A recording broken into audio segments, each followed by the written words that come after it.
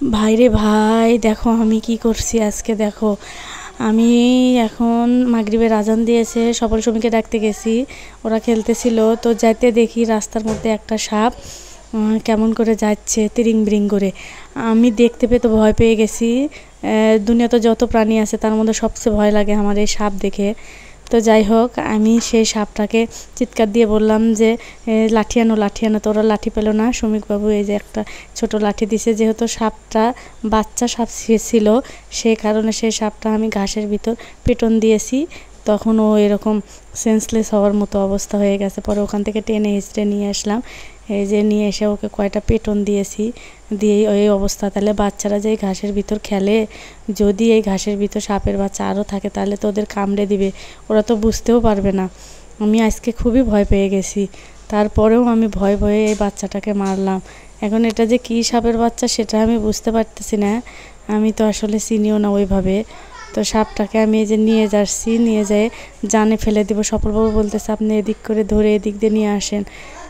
পরে আমি আবার ধরে নিয়ে আসতেছি। তো এই দেখো তোমাদের একটু ভালোভাবে জুম করে দেখায়। এই দেখো সাপের বাচ্চা।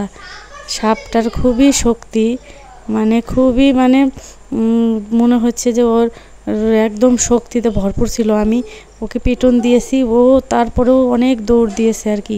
দৌড় দেওয়ার পরেও আমি ওকে যেতে দিইনি। আমিও নাছরবান্দা কম না, আমি ওকে মেরেই ছাড়ছি। কারণ সাপ মারাও কিন্তু হাদিস আছে সাপ মারা। তো যাই হোক, আমি এই সাপটা মারলাম, মেরে যে এখন আমি পানিতে ফেলবো।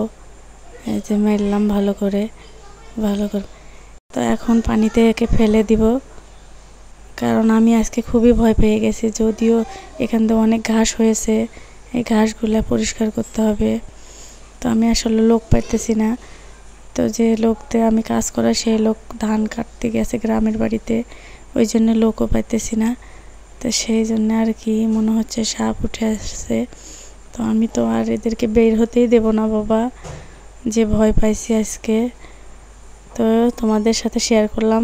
সাপটা যখন বের হয়েছে তখন আমার ক্যামেরা অন করার কথা মনে ছিল না, পরে মনে হয়েছে। পরে বাচ্চাদের বললাম যে বাবা ইয়া করো তো, ও ক্যামেরাটা অন করো। পরে শ্রমিকবাবু ক্যামেরাটা অন করলো, করার পরে যে এখন সাপটা আমি ফেলে দিব। এই দেখো আমি একদম পানিতে ফেলে দিব, চানের ভিতর। এই যে ফেলে দিলাম, একদম আমি পুকুর পানির ভিতর ফেলে দিলাম।